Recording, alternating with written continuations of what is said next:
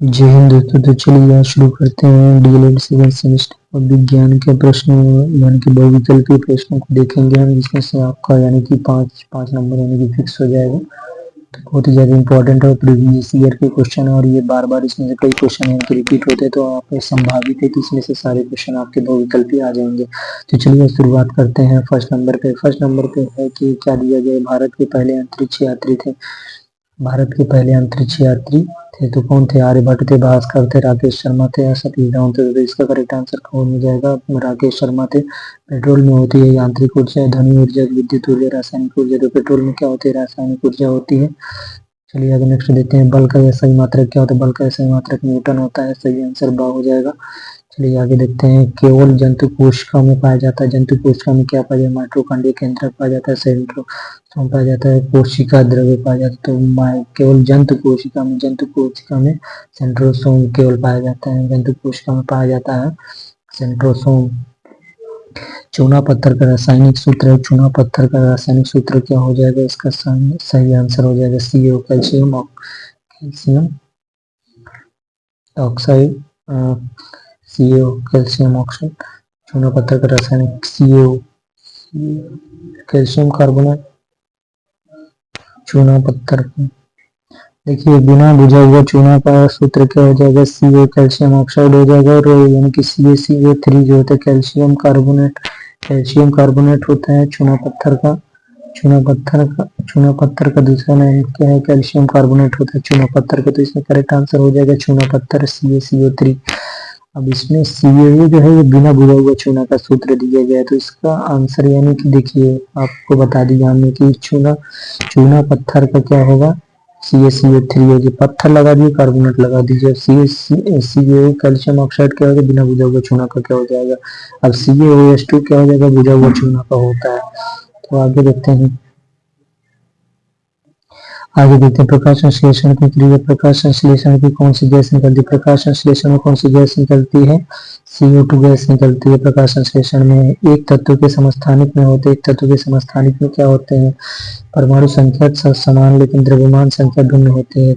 समस्थानिक क्या होते हैं? समस्थानिक परमाणु संख्या उसमें समान होती है लेकिन द्रव्यमान भिन्न होते हैं। ठीक है, जैसे आपने देखा होगा carbon C1 C2 C3 carbon. तो समस्थानिक क्या होता है? समस्थानिक यानी कि परमाणु, इनकी जो परमाणु संख्या होती है वो समान होती है। जैसे देखिए समस्थानिक संभारित आप जानते होंगे। समस्थानिक में क्या होता है? समस्थानिक में उनके परमाणु संख्या समान होते हैं लेकिन द्रव्यमान संख्या भिन्न होती है। समस्थानिक में जैसे देखते हैं हम हाइड्रोजन का समस्थानिक, हाइड्रोजन H1H2 1H1 1H2 और 1H3। हाइड्रोजन प्रोटोरियम ड्यूटेरियम ये सब आपने देखा होगा ना, पढ़ा होगा। तो आप देखिए 1H1 और ये क्या होते हैं? ये परमाणु क्रमांक होते हैं जो नीचे ऐसे लिखे जाते हैं ना, जैसे। तो ये परमाणु क्रमांक होते हैं, जो ऊपर लिखे होते हैं ये परमाणु भार होते हैं। तो ये परमाणु सॉरी द्रव्यमान होते हैं। तो द्रव्यमान देखिए सब में भिन्न भिन्न है लेकिन परमाणु जो संख्या है वह समान है। तो ये क्या कहलाते हैं? समस्थानिक कहलाते हैं। संभारित क्या होते हैं? संभारित में क्या होते हैं कि उनका परमाणु जो द्रव्यमान संख्या होगी वो समान होगा और जो परमाणु क्रमांक है वो भिन्न होगा। अब इसमें क्या होगा? संभारित में जैसे हम देखते हैं 1, इसमें संभारित में 1EH3 और 2EHE3। हीलियम का भी देखते हैं। देखिए इसमें क्या हो गया? परमाणु संख्या जो है, देखिए परमाणु द्रव्यमान सेम है लेकिन परमाणु क्रमांक क्या है? अलग अलग है। तो ये क्या हो गया? संभारित हो गया। तो इस तरह क्या होगा? समस्थानिक में क्या होगा? परमाणु संख्या समान होगी और द्रव्यमान अलग अलग होगा। और संभारित में क्या होगा कि परमाणु संख्या अलग अलग होगी और द्रव्यमान संख्या सेम होगा। चलिए आगे नेक्स्ट देखते हैं। एक तत्व के समस्थानिक में होते हैं। ये तो होगा चंद्रमा क्या है? चंद्रमा क्या है? एक उपग्रह है। क्या है? उपग्रह है। अम्लवीय पदार्थ होते हैं। जलीय विलयन में H3O प्लस हाइड्रोनियम आयन देते हैं। जलीय विलयन में OH है हाइड्रोक्सिल आयन देते हैं। जलीय विलयन में हाइड्रोजन गैस बनाते हैं। जलीय विलयन में H3O प्लस हाइड्रोनियम आयन देते हैं तो क्या हो जाएगा, जलीय विलयन में H3O प्लस हाइड्रोनियम आयन बनाते हैं। ठीक, नंबर इसका सही हो जाएगा। प्रबल क्षार है, प्रबल क्षार कौन सा इसमें से है, तो प्रबल क्षार क्या होगा, यानी सोडियम हाइड्रोक्साइड। नासा का मुख्यालय कहाँ है, नासा का मुख्यालय कहाँ है, यूरोपीय संघ में है। नासा का मुख्यालय कहाँ है, नासा का मुख्यालय कहाँ, सॉरी गाइस इसमें गलत दिया गया है, नासा का मुख्यालय होगा वाशिंगटन डीसी, इसका सही हो जाएगा। सही भी दिया है, यूरोपीय संघ सही है, नासा का मुख्यालय कहाँ है, वाशिंगटन डीसी सही दिया है इसमें, वाशिंगटन डीसी यूएसए में। तंत्रिका कोशिकाओं की विशेषता, तंत्रिका कोशिकाओं की विशेषता क्या होती है, ये पुनः निर्मित नहीं होती है, इनमें केंद्र नहीं होता है, इनकी संख्या उम्र के साथ बढ़ती है, इनका आकार अनिश्चित होता है। तो तंत्रिका कोशिकाओं की विशेषता क्या है, इनका आकार अनिश्चित होता है। तंत्रिका कोशिका का दिन रात का होना क्या होता है, रासायनिक परिवर्तन नियमित, प्राकृतिक परिवर्तन नियमित परिवर्तन। तो इसका करेक्ट आंसर नियमित एवं प्राकृतिक परिवर्तन होता है। पित्त रस बनता है, कहाँ बनता है, आमाशय में, छोटी आंत में, ग्राणी में, यकृत में। पित्त कहाँ बनता है, यकृत में, लीवर में। अब तृतीय श्रेणी के उत्तोलक का उदाहरण है, तृतीय श्रेणी के उत्तोलक का उदाहरण क्या है, चिमटा हो गया। तृतीय श्रेणी का उत्तोलक हो गया। सुनामी का संबंध क्या होगा, अच्छा प्रथम श्रेणी द्वितीय श्रेणी के उत्तोलक। अब देखिए प्रथम श्रेणी के उत्तोलक का उदाहरण है, इसमें चिमटा दिया गया। तो प्रथम श्रेणी के उत्तोलक में क्या आ जाता है, कैंची आ जाता है, कैंची हो गया, पिलास हो गया, कील उखाड़ने की मशीन हो गया, साइकिल का ब्रेक हो गया। ये क्या होता है, प्रथम श्रेणी के उत्तोलक में आता है, क्योंकि इसमें क्या होता है प्रथम श्रेणी में कि जो आलम्ब होता है वो बीच में होता है, जो आलम्ब होता है वो बीच में होता है। कैंची, पिलास हो गया और कील उखाड़ने की मशीन हो गई, साइकिल का ब्रेक हो गया, तो सब किस में आता है, बीच में आता है। इसमें आलम किस में होता है, बीच में होता है। ठीक है, द्वितीय श्रेणी का उत्तोलक क्या आता है, जैसे सरौता हो गया, सरौता हो गया, नींबू निचोड़ने की मशीन हो गई, तो ये आलम किस में आता है, द्वितीय श्रेणी में। किस में आता है, द्वितीय श्रेणी वाले में किनारे पे, जैसे इसमें वस्तु की, इसमें जो वस्तु होती है बीच में रहती है, और जो यानी कि किनारों पर आलम्ब एक होता है, यानी कि मुड़ान जो होता है वो किनारों पर होता है, मुड़ान। ठीक है, अब इसमें तृतीय श्रेणी में क्या आता है, तृतीय श्रेणी में जैसे आपका आ गया चिमटा हो गया, किसान का हल हो गया, मनुष्य का हाथ हो गया, मुंह का जावड़ा हो गया, तो ये सब क्या होगा, तृतीय श्रेणी में आता है। तो चिमटा किसमें आ जाएगा, तृतीय श्रेणी का। उधर सुनामी का संबंध अब देखते हैं नेक्स्ट क्वेश्चन। सुनामी का संबंध देख, सुनामी का संबंध प्रसिद्ध शरारती जलमग्न लहर, पानी के अंदर उत्पन्न लहर, तो कौन सा हो जाएगा, पानी के अंदर उत्पन्न लहर सुनामी कहलाती है ना। बादल फटने का क्या अर्थ होता है, अचानक भारी वर्षा होना, करेक्ट आंसर आ नंबर हो जाएगा इसमें। भूपृष्ठ पर आकस्मिक कंपन कहलाता है, भूपृष्ठ पर आकस्मिक कंपन क्या होता है, भूकंप होता है। ज्वालामुखी कंपन कुछ नहीं, क्या होता है, भूकंप होता है। चक्रवात का आकार कैसा होता है, चक्र होता है, अंडाकार होता है, गोलाकार होता है, आयताकार होता है। तो चक्रवात का आकार कैसा होता है, अंडाकार होता है ना। चलिए आगे देखते हैं, किस ग्रह को वर्ष 2006 में ग्रह की श्रेणी से हटा दिया गया था, ग्रह की श्रेणी से प्लूटो को हटा दिया गया था 2006 में। अधपका मांस खाने से होने वाला रोग कौन सा है, एंथ्रेक्स होता है कि फीलगा होता है, रेबीज, टाइफाइड, तो क्या होता है, एंथ्रेक्स होता है। अधपका मांस खाने से रोग हो जाता है। रसांकुर विली संरचना पाई जाती है, रसांकुर विली किसमें पाई जाती है, क्षुद्रांत में पाई जाती है रसांकुर। अब आपदा प्रबंधन विधेयक संसद में कब प्रस्तुत हुआ था, आपदा प्रबंधन संसद में कब प्रस्तुत हुआ था, इसका करेक्ट आंसर हो जाएगा द नंबर सन 2005 में आपदा प्रबंधन विधेयक संसद में प्रस्तुत हुआ था। जनसंख्या विस्फोट का कारण क्या है, अनियंत्रित जनसंख्या में वृद्धि, अनियंत्रित जनसंख्या में वृद्धि, नियंत्रित संख्या में वृद्धि और अनियंत्रित जन्मदर एवं जनसंख्या वृद्धि, तो इसका करेक्ट आंसर द हो जाएगा सही। अब 25 सुनामी का निर्माण होता है पृथ्वी पर प्लेट खिसकने से, चट्टानों के टूटने से, वैश्विक उष्मा से, पृथ्वी के नीचे खिंचाव और खिंचाव की हलचल से होता है। तो पृथ्वी पर प्लेट खिसकने से होता है, सुनामी का निर्माण होता है। ठीक है, नंबर इसका सही हो जाएगा। चलिए नेक्स्ट देखते हैं, नेक्स्ट क्वेश्चन देखेंगे। जिन अम्लों में ऑक्सीजन तथा सल्फर नहीं होते हैं वे कहलाते हैं, जिन अम्लों में ऑक्सीजन सल्फर नहीं होते हैं वे क्या कहलाते हैं, हाइड्रेसिड, हाइड्रेसिड सही हो जाएगा इसका नंबर। चलिए जिन लवणों की जलीय विलयन एक ही प्रकार एक ही प्रकार के धनायन व एक ही प्रकार के ऋणायन देते हैं, वे कहलाते हैं। 27 का 27 किसका क्या हो जाएगा नंबर, सामान्य लवण कहलाते, क्या कहते हैं सामान्य लवण। एसिटिक अम्ल की क्षारकता होती है 1, 3, 2, 4। एसिटिक अम्ल की क्षारकता नंबर 1 होती है। निम्नलिखित में से जल प्रदूषक का कारण है, धुआं हो गया, बम विस्फोट हो गया, ऑक्सीजन वाहित मल, तो क्या हो जाएगा, वाहित मल जो है जल प्रदूषण का कारक है। अब वायु प्रदूषण के कारक है, कूड़े का जलना हो गया, मोटर वाहनों का धुआं हो गया, आग लगना, ये सभी हो जाएगा। ठीक है। अब द्वितीय प्रकार के उत्तोलक का उदाहरण अभी हमने देखा, द्वितीय प्रकार में क्या होता है, उसका जो मुड़ान पॉइंट होता है, जो यानी कि आलम्ब होता है, तो कहाँ, तो जैसे बीच में होता है, तो बोतल खोलने वाला यंत्र जैसे हो गया, बोतल खोलने वाला कैंची हो गया, तो इसका करेक्ट आंसर बोतल खोलने वाला द्वितीय प्रकार का यंत्र में आएगा, बोतल खोलने वाला, हाँ ये भी आ जाएगा द्वितीय प्रकार में। चलिए सही है। कैंची तो नहीं होगी, कैंची में क्या होता है, कैंची में जो आलम होता है बीच में होता है, तो प्रथम प्रकार वाले में आ जाएगा, प्रथम प्रकार में बीच में आलम होता है। ठीक है, बीच में यानी कि उसका पॉइंट होता है। द्वितीय प्रकार के उत्तोलक में क्या हो जाएगा कि बोतल खोलने के यंत्र जो होता है जैसे, तो वो किस में आ जाएगा, सरौता हो गया, बोतल खोलने का यंत्र हो गया, ये द्वितीय प्रकार में आता है। ठीक है, चलिए आगे देखते हैं।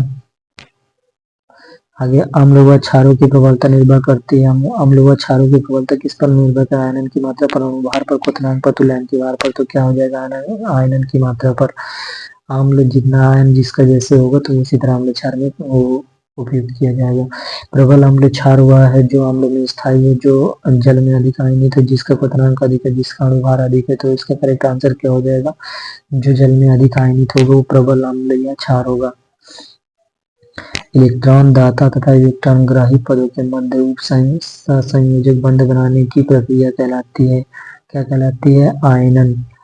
उदासीनीकरण क्रिया, उदासीनीकरण क्रिया में क्या होता है, अम्ल बनता है, क्षार बनता है, क्षारक बनता है, लवण व जल बनते हैं। द नंबर इसका सही हो जाएगा उदासीन न्यूट्रल। घड़ी को चाबी देने में सहायता करते हैं, घड़ी को चाबी देने में संग्रहण करते हैं, कौन सा ऊर्जा संग्रहित होती है, गतिज ऊर्जा संग्रहित हो रही है ना, चाबी भरते हैं तो उसमें क्या हो रही है, गतिज ऊर्जा संग्रहित हो रही। चलिए एलिसा परीक्षण, एलिसा परीक्षण किसके लिए क्या होता है, एड्स के लिए होता है। एलिसा परीक्षण किसके लिए होता है, एड्स के लिए होता है। नाइट्रोजन अणु में होता है त्रिक आयनिक बंध होता है, द्विक संयोजी बंध होता है, एकल संयोजी बंध होता है, त्रिक संयोजी, तो क्या हो जाएगा, त्रिक संयोजी बंध होता है नाइट्रोजन अणु में। चलिए नेक्स्ट क्वेश्चन देखते हैं। नेक्स्ट क्वेश्चन देखेंगे, किसी तत्व का परमाणु क्रमांक 15 है, द्रव्यमान संख्या 40 है, तत्व के परमाणु के नाभिक में न्यूट्रॉनों की संख्या होगी, क्या होगा। अब देखिए क्या है कि परमाणु क्रमांक दिया गया है और वो परमाणु द्रव्यमान संख्या दिया गया है, तो तत्व के परमाणु में न्यूट्रॉनों की संख्या ज्ञात करना है, तो द्रव्यमान संख्या बराबर क्या होता है, द्रव्यमान संख्या बराबर होता है, द्रव्यमान संख्या बराबर होता है प्रोटॉनों की संख्या और प्लस न्यूट्रॉनों की संख्या, proton plus neutron, proton plus क्या होता है, न्यूट्रॉन होता है। ठीक है, प्रोटॉन प्लस न्यूट्रॉन होता है। हमको क्या द्रव्यमान संख्या दिया गया है 40 है, और प्रोटॉन तो दिया नहीं, तो प्रोटॉनों की संख्या बराबर क्या होता है, प्रोटॉनों की संख्या बराबर होता है, क्या होता है, परमाणु क्रमांक बराबर प्रोटॉनों की संख्या होता है। तो न्यूट्रॉनों की संख्या हमको ज्ञात करना है और प्रोटॉनों की यानी कि परमाणु क्रमांक कितना दिया है, 15 दिया है। अब न्यूट्रॉन की संख्या ज्ञात करना है, तो क्या करेंगे, तो ये 15 को इधर ले आएंगे, तो 14 माइनस 15 इज इक्वल टू कितना हो जाएगा न्यूट्रॉन, तो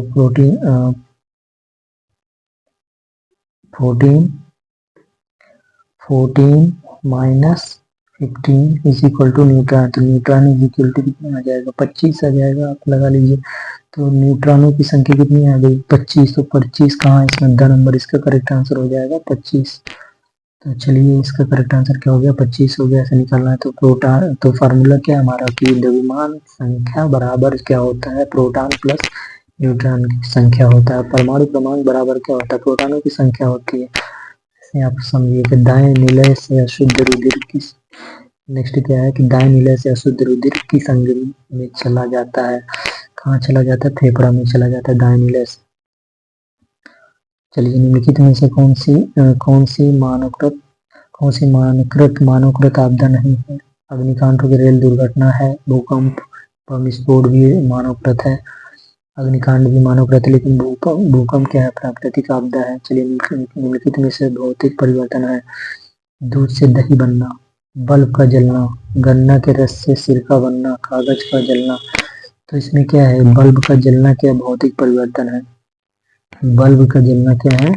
भौतिक परिवर्तन। दूध से दही बन गया, जो चीज यानी कि रासायनिक परिवर्तन में कब आएगी? जो चीज यानी कि वापस फिर से न लाई जा सके वो रासायनिक परिवर्तन में आएगा। जैसे दूध से दही बनना, अब दही बन गया तो फिर से दूध तो नहीं बना सकते। गन्ने के रस से सिरका बनना, सिरका बन गया तो फिर से तो गन्ना का रस नहीं बनेगा।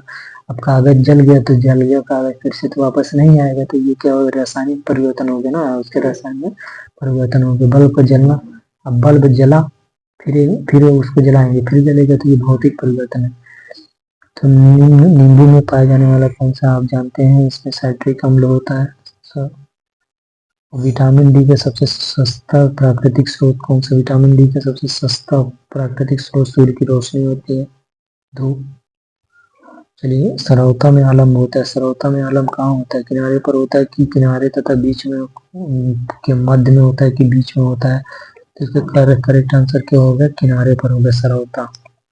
सरौता में आलम्ब कहाँ होगा? किनारे पर होगा। तो ये किस प्रकार में आएगा? किस प्रकार? सरौता सरौता किसमें आ जाएगा? द्वितीय प्रकार का उत्तोलक हो जाएगा ना। किनारे पर इसमें आलम्ब होता है, आलम्ब कहाँ होता है? किनारे पर होता है। तो ये सरौता द्वितीय प्रकार में आ जाएगा। बीच में जिसमें आलम्ब होगा तो वो किसमें आ जाएगा? बीच में जिसमें आलम्ब होगा वो प्रथम श्रेणी का उत्तोलक हो जाएगा। चलिए आगे देखते हैं, नेक्स्ट देखते हैं। वह उत्तोलक जिसमें आलम्ब एवं आयाम के मध्य भार होता है। आलम्ब एवं आयाम के मध्य में भार होता है, जैसे ट्राली। आलम्ब एवं आयाम के मध्य क्या होता है? भार होता है, ट्राली। विद्युत ऊर्जा को यांत्रिक ऊर्जा में परिवर्तित करता है। विद्युत ऊर्जा को यांत्रिक ऊर्जा में परिवर्तित क्या करता है? विद्युत मोटर। चलिए अम्लकीय पदार्थ है जो जल से अभिक्रिया करके हाइड्रोजन गैस उत्पन्न करते हैं। जलीय विलयन में हाइड्रोनियम आयन H3O+ बनाते हैं और जलीय विलयन में हाइड्रोजन आयन H- देते हैं। ये क्या हुआ? अम्ल कहलाते हैं। सही है इसका सा नंबर। चलिए आगे देखिए, विटामिन सी का रासायनिक नाम क्या है? विटामिन सी का रासायनिक नाम स्कॉर्बिक अम्ल होता है। सही आंसर हो जाएगा। द्वितीय श्रेणी का उत्तेलक क्या होता है? कैंची हो गया, सरौता हो गया, हैंडपंप हो गया, चिमटा हो गया। अभी हमने देखा कि जो द्वितीय प्रकार में क्या होता है? द्वितीय श्रेणी के उत्तोलक सरौता हो गया। सा नंबर इसका सही हो गया। क्या आलम्ब कहाँ होता है? किनारे पर होता है। निम्नलिखित में से चूना पत्थर का रासायनिक, अभी हमने देखा था चूना पत्थर का रासायनिक सूत्र क्या? CaCO3। सही हो जाएगा। सोलर सेल के मुख्य रूप से ऊर्जा का रूपांतरण होता है। सोलर सेल में क्या होता है? प्रकाश ऊर्जा का विद्युत ऊर्जा में होता है। पहला इसका सही हो जाएगा। पेलाग्रा रोग निम्नलिखित में से किस विटामिन की कमी से होता है? पेलाग्रा रोग विटामिन बी की कमी से होता है। जड़ों द्वारा वर्धित प्रजनन होता है। जड़ों द्वारा वर्धित प्रजनन होता है शकरकंद में। जड़ों द्वारा वर्धित प्रजनन किसमें होता है? शकरकंद में। जड़ जहाँ पड़ जाती है वहीं पे शकरकंद बन जाती है ना, वर्धित प्रजनन होता है। चंद्रग्रहण की घटना होती है। चंद्रग्रहण की घटना कब होती है? पूर्णिमा के दिन। और सूर्य ग्रहण अमावस्या के दिन होता है। डीपीटी के टीके से बचाव होता है। डीपीटी के टीके से किसमें बचाव होता है? डीपीटी के टीके से उभरती में बचाव होता है। काली खांसी हो गया, डिप्थीरिया हो गया, टिटनेस हो गया। डीपीटी डिप्थीरिया डीपीटी के टीके से किसमें बचाव होता है? क्योंकि ये तीनों चीजों के लिए लग रहा है ना। तो डीपीटी का फुल फॉर्म ये होता है कि डॉक्टर ऑफ फिजिकल थेरेपी या डिप्थीरियम और परक्यूटिसिस और टिटनेस, तीनों का होता है। फुल फॉर्म होता है परटूसिस थोड़ी खांसी, डिप्थीरिया होगा, टिटनेस, ये तीनों के लिए होता है। और CaSO4 में CA की संयोजकता है। CA की संयोजकता क्या है? Ca+2 है, क्योंकि SO4 -2 होता है। तो उसके बैलेंस करने के लिए CA को क्या होगा? कैल्शियम का क्या होता है? 2+ आयन होता है। चलिए आगे देखते हैं। कीटनाशक दवाओं के प्रयोग में से वृद्धि होती। कीटनाशक दवाओं के प्रयोग से वृद्धि होती। किसमें वृद्धि होती? रोगाणु प्रतिरोध में वृद्धि होती है। खरीफ की फसलें हैं, खरीफ की फसल गेहूं, तो ये इसमें है। खरीफ की फसल नहीं है, मटर, गेहूं मटर और गेहूं मटर और चना, ये सब किसमें आते हैं, किसमें आते हैं, ये सब रबी की फसल में आते हैं। गेहूं मटर चना ये सब रबी की फसल है, यानी कि जो इस समय अभी आप देख रहे होंगे तो ये रबी की फसल का टाइम चल रहा है ठंडी में। जैसे रबी की फसल का टाइम क्या होता है, इधर आपका आ गया नवंबर, दिसंबर, जनवरी, फरवरी, मार्च, ये जो 4 महीने के बीच का होता है, ये जैसे खरीफ की और रबी की फसल में। जब खरीफ की फसल कब होगा, उधर जून जुलाई में आप देखेंगे, जून जुलाई अगस्त में खरीफ की फसल मिलेगी आपको। और इधर मई जून में आपको क्या मिलेगी, जायद की फसल मिलेगी। इनमें से कौन सा सूचक इंडिकेटर नहीं है, इनमें से कौन सा सूचक इंडिकेटर नहीं है, तो इसमें लाल लिटमस हो गया, ये इंडिकेटर है, और मिथाइल ऑरेंज भी इंडिकेटर है, और फिनाइलैथलीन भी इंडिकेटर है, एंटासिड नहीं है। चलिए आगे देखते हैं। कंपोस्ट खाद बनाई जाती है गोबर से, कूड़ा कचरा से, दोनों सही हो जाएगा इसका। नाइट्रोजन उर्वरक से पौधे बढ़ते हैं, अति शीघ्र गति से, धीमी गति से बढ़ते ही नहीं है इनमें से सभी। तो इसका अति शीघ्र गति से नाइट्रोजन उर्वरक से पौधे बढ़ते हैं। जैसे यूरिया हो गई, तो इसमें नाइट्रोजन की मात्रा 78%, तो 46, ये नाइट्रोजन कितना होता है, उसमें से ज्यादा नाइट्रोजन उर्वरक से, यूरिया में ज्यादा नाइट्रोजन की मात्रा होती है ना, तो नाइट्रोजन उर्वरक से बढ़ती है।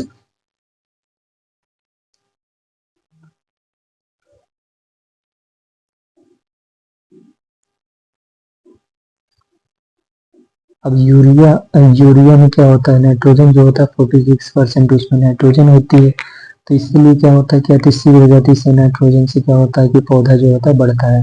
तो चलिए जूल का मात्रक क्या कार्य का होता है, कि कार्य और ऊर्जा का होता है, ऊर्जा का होता है, शक्ति का होता है, उसके करेक्ट आंसर क्या हो जाएगा, 7 नंबर से। कार्य और ऊर्जा दोनों का मात्रक जूल होता है। अभी रबी फसल की बात आ गई, अभी रबी फसल की बात की गई थी ना, तो मक्का हो गया, ज्वार हो गया, बाजरा हो गया, चना हो गया। तो चना इसमें 2 नंबर, अभी हमने बताया, गेहूं, चना, तो ये सब सरसों, ये सब जो रबी की फसल में आता है, जो इस समय चल रहा है। किसी वस्तु में गति के कारण कार्य करने की क्षमता को क्या कहते हैं, गतिज ऊर्जा इसका करेक्ट आंसर हो जाएगा। यांत्रिक लाभ होता है, यांत्रिक लाभ क्या होता है, इसका सही आंसर हो जाएगा यांत्रिक W/F, यानी कि कार्य बटे बल, यांत्रिक लाभ। चलिए इसका करेक्ट आंसर क्या हो जाएगा, 2 नंबर इसका करेक्ट आंसर हो जाएगा। सरल मशीन क्या है, सरल मशीन में मोटरसाइकिल हो गई, गिरनी हो गई, सिलाई मशीन हो गई, सभी। तो इसका करेक्ट आंसर क्या हो जाएगा, गिरनी सरल मशीन है। वृक्षारोपण से